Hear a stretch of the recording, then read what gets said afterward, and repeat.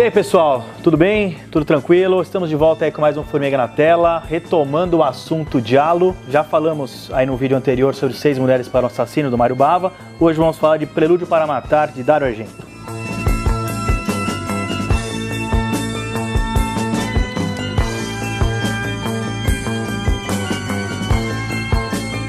Falar de Prelúdio para Matar, né? Filmaço é Dario Argento, considerado por muitos aí o principal Giallo, né, da história, né, do cinema, né, desse subgênero italiano aí tão famoso, né, de terror. É um filme diferente, é um filme que tem muitas camadas interessantes, né, tem muitas novidades nesse filme. Parece que o Dario Argento quis fazer um filme diferente dos outros que ele já havia feito, né, da trilogia dos bichos. Fez um filme diferente, um filme mais amadurecido, né, vamos dizer assim, e realmente, talvez para mim, se não for o melhor Giallo, tá entre os top 3, assim, vamos dizer assim, né? Sem dúvida, assim, como pesquisador, né, do Giallo, inclusive com todo o trabalho que eu fiz sobre o Mário Bava, é o principal Giallo, né? Eu acho que o Argento, ele parte, né, da base, né, que o Bava coloca, né, nos anos 60, para justamente fazer o filme que é o marco de popularização do Giallo, que é o Pacto das Plumas de Cristal, vem com a trilogia, e aí ele dá o passo seguinte com o Prelúdio para Matar. E eu sou que o pessoal brinca, né, quando vai discutir a obra do Argento, qual o filme mais importante, se seria justamente o Prelúdio para Matar ou Suspiria.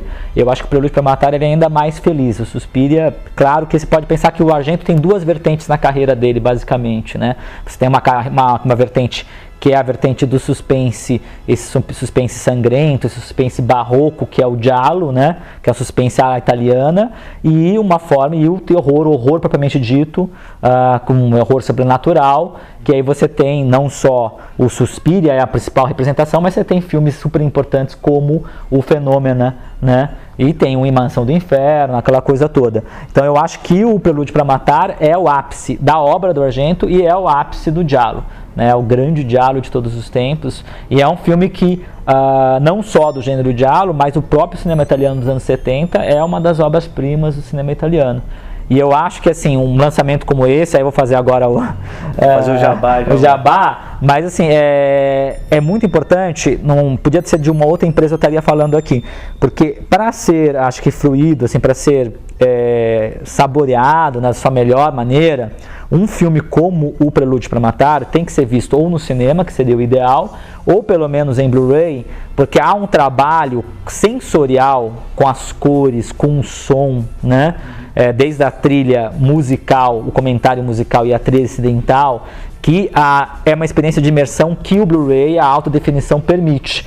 E essa versão restaurada do Prelúdio para Matar, que é uma versão restaurada em 4K, que está aqui nesse BD, ela realmente você está vendo um outro filme. E assim, depois dessa nova restauração, você ganhou todas as nuances da fotografia, esse trabalho, porque o Argento é um cineasta na escola do Mário Bava, que trabalha muito bem essa questão da cor. Então a cor no Argento, ela tem uma função, diria, dramática. Então qual que é, até o nome já diz, né? Profondo Rosso, né, que é muito melhor do que o título brasileiro, Prelúdio para Matar. O Profondo Rosso dá a ideia desse vermelho profundo, né, e tem aquele famoso final, não é nenhum spoiler, não vou falar do final para vocês do filme, quem não assistiu, mas a imagem que vai aparecer nos créditos finais, a cor vermelho, né, ela toma a tela, né, e o vermelho é trabalhado todo o tempo no filme. Então, assim, é a cor que pauta toda a paleta de cores do filme. Então, o Argento, assim como um Bava, né, foi anteriormente, ele é também um pintor, né? É um cineasta pintor, né? Então que dá uma preocupação muito grande a esse uso que as pessoas esquecem, né? Quando vão trabalhar com cinema, as pessoas têm aquela coisa errada de pensar, né? Mas a fotografia tem que imitar a realidade. Então as pessoas gostam de fotografia cartão postal. Ou uma fotografia, olha como é real isso daqui. E no fundo, a fotografia ela tem que ser usada no cinema, claro, uma das possibilidades de uso, mas uma das mais interessantes é o uso dramático dela. Então ela refletindo os estados psicológicos, ela sendo saturada, ela sendo trabalhada de uma maneira, muitas das vezes, antinaturalista. Tanto o Argento, né, como o Mário Bava, essa escola de trabalhar muito o visual, né, e de trazer Esse filme, principalmente o vermelho, né, obviamente até pelo nome, né, é realmente a cor mais importante. Tem muito preto e branco também, né, nesse filme. O Bava trabalhava talvez mais cores diferentes, como o Argento vai fazendo Suspiria, né, mas é super legal. Eu gosto muito dos dois diretores, né, principalmente para essa parte visual, né. Então o trabalho com as cores que eles fazem é realmente impressionante. Tanto é que eles priorizam demais, né, o visual fica tão, né, aparece tanto, né, o visual e a trilha sonora também, que o roteiro, assim, nem sempre é tão lembrado, né, desses filmes, tanto do Bava quanto do Argento, apesar que o Argento ele tem um roteiro até um pouco mais trabalhado do que o Bava, né, eu acho que ele fazia até um pouco melhor, e esse filme tem um roteiro até um pouco mais amarradinho. Mas você percebe realmente que é o visual que realmente o que importa, né, então isso que você falou do sensorial, cara, o filme é puramente isso, né? E é realmente impressionante, né? Você tem cenas incríveis nesse filme. Eu gosto, sobre Prelúdio para Matar, eu concordo com tudo que o Fernando disse. Comigo não, né? Entendi. Não. Em relação ao fato, eu considero o melhor filme do Dario Argento e o exemplo máximo de diálogo também. Sim. E você mencionou o roteiro. Visualmente, falar do trabalho visual do Dario Argento praticamente é uma redundância. Né? Fala-se em Argento, fala-se em um trabalho visual muito apurado. Mas uma coisa que chama a atenção no Prelúdio para Matar é justamente o roteiro. O roteiro, ele trouxe um roteirista que trabalhava muito com Federico Fellini. Em entrevistas posteriores que ele deu depois do lançamento do filme, ele disse que a conexão intelectual que ele e o roteirista tiveram foi tão grande que se ele tivesse que lembrar quais foram as ideias dele e quais foram as ideias do roteirista, ele não saberia dizer, porque houve uma conexão muito forte. Né? E você percebe eles brigaram bastante também, né? Teve algumas desavenças. Mas todo grande trabalho tem essas desavenças, né? São dois grandes gênios trabalhando junto, mas houve essa conexão intelectual e você percebe no filme, porque o protagonista, a partir do momento em que ele testemunha o assassinato é uma médium, né? Trabalha com paranormalidade. Ele praticamente é um burguês. O filme faz questão de ressaltar isso, né?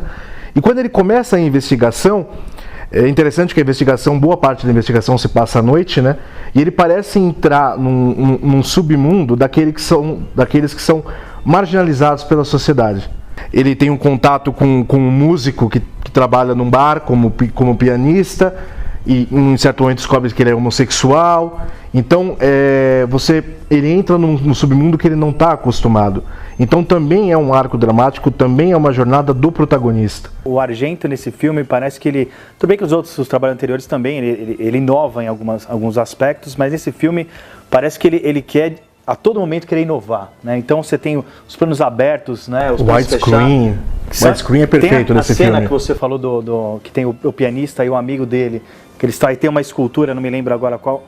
Você fica ali um tempo, né, acho que alguns minutos, né, você tem a cena aberta, cada um está de um lado conversando, você tem a escultura no meio, te dá o visual fica impressionante, você fica impressionado. E é tematicamente interessante essa cena, porque se você prestar atenção no conteúdo desse diálogo, o protagonista está conversando com o amigo dele, falando que na cena do crime, quando ele entrou pela primeira vez, ele viu um quadro, que depois que a polícia aparece, o quadro some. Ele falou: o que aconteceu com esse quadro? E aí ele está conversando com o amigo dele, e o amigo dele está falando para ele: olha, às vezes a nossa memória nos trai. A gente cria uma verdade, a gente imagina alguma coisa e na verdade é outra, né? Então eles estão falando sobre uma obra de arte, sobre coisas que parecem ser e não são, o que vai ter uma ressonância no final do filme, e o fato de que o diálogo entre os dois se afastam, tem um widescreen, né? E eles estão conversando sobre uma obra de arte e você tem uma escultura no meio. Então é uma cena tematicamente muito bem pensada. Eu acho que essa interessante a questão do roteiro, né? Porque quando a gente vai começar a trabalhar com o diálogo, pesquisar, ver os filmes do diálogo, uma das marcas justamente é um roteiro rocambolesco, né? Aquele roteiro bem folhetinesco em que as explicações são meio absurdas, né? Então você pega, por exemplo, os filmes do Sérgio Martino, que é um grande praticante, né? Um diretor famoso de gialli, e os roteiros são muito absurdos, né?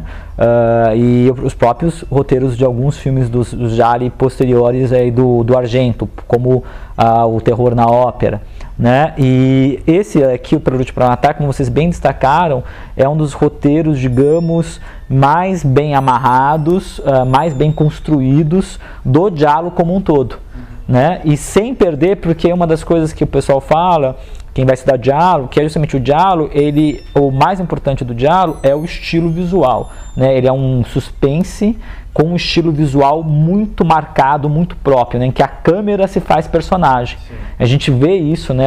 Por exemplo, a movimentação de câmera no Mário Bava, lá no Garoto que Sabia Demais no Telefone, mas que atinge o áudio no 6 Mulheres para Assassino, que é uma coisa até barroca, um barroquismo visual, e aqui no caso do Argento é o ápice no Prelúdio para Matar, como isso é importante. E aí as pessoas vão criticar, quem critica o giallo fala, mas os roteiros não tem pé nem cabeça, é um fiapo de roteiro. Mas essa construção visual aqui, quando você tem uma construção visual que é super apurada, que é super barroca, e ainda que se alia a um roteiro, né, que é um roteiro justamente muito bem construído, eu acho que aí atinge a potência máxima, né? Então eu acho muito legal como o Prelúdio para Matar, ele é um giallo, mas com o roteiro muito bem estruturado. Então é um giallo que não vai sofrer a acusação que outros gialli sofrem. Aliás, giallo eu estou falando, gente, porque o plural de giallo, isso é bom destacar. Giallo é uma palavra amarelo em italiano, que vem das capas, né, dos romances policiais, da editora Mondadori, lá de Milão. Por isso que quando tem um gênero que é um suspense, né, que beira quase ao terror, né, por esse aspecto sangrento que vai dar origem ao slasher, é chamado de giallo. Mas aí giallo, o singular, a gente não fala giallos, a gente fala gialli, que é o plural no italiano para, né, os amarelos. Então é isso daí, né, parece que mas é o correto. Então não falem giallos, que é muito feio, é para falar gialli, né? E falando sobre a música, né, uma das peculiaridades, né, uma das coisas pelas quais o Prelúdio para Matar é lembrado é a trilha sonora da banda Goblin, né? Goblin é uma banda de rock progressivo, né? E é engraçado, tem uma relação, em parênteses, né, tem uma relação curiosa entre alguns cineastas e algumas bandas de rock progressivo. Se a gente pensar o Werner Herzog com o Popol Vuh, né? E é interessante como ele usa isso para brincar com a tensão, né? Geralmente as cenas de suspense, de tensão, quando o assassino está no ambiente e algum personagem percebe, ele coloca a música, quebra a tensão. E aí o espectador logo associa, não vou sentir tanto medo aqui.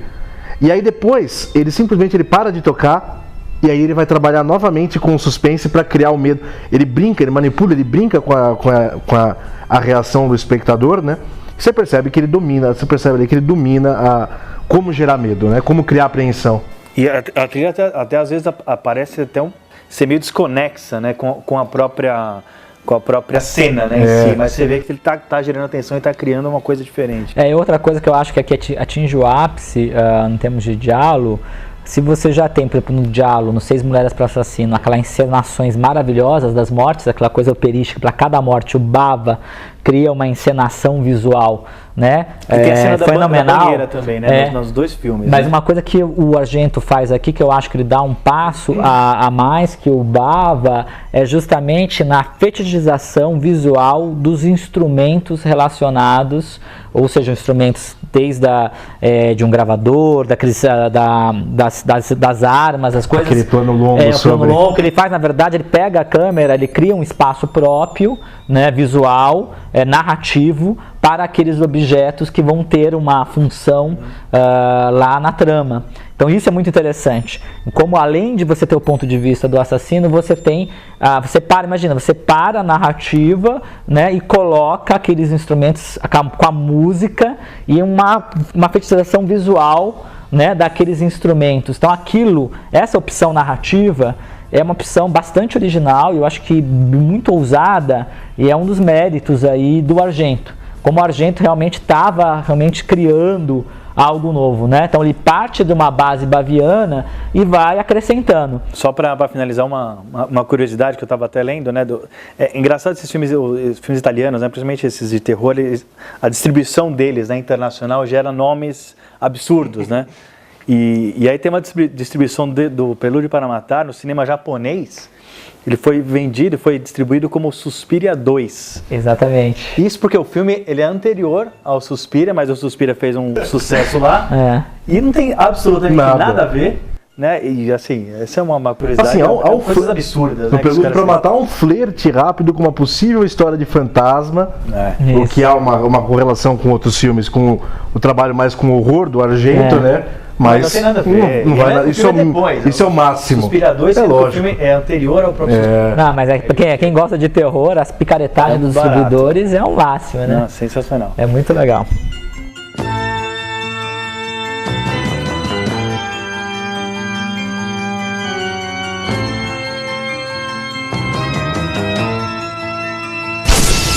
Bom, gente, é isso aí. Agradecer aqui a presença de Fernando Brito da Versátil, mais uma vez com a gente. Virá mais vezes, com certeza. Opa, né, com certeza. Eu que agradeço vocês também de terem ouvido. E não deixem de ver e rever aí, que é um filme para ver várias vezes, o Prelude para Matar. Exatamente. E Suspira também, né? Que faz parte aí sem dúvida. Tudo do Argento, né? Exatamente. Bom, é isso aí, gente. Falamos sobre o Prelude para Matar, do Argento. Não esqueça também de acessar o nosso vídeo sobre 6 Mulheres para o Assassino. Curta aí o vídeo, acesse as redes sociais. Não esqueça de acessar o nosso site também. Um abraço, até a próxima. Falou!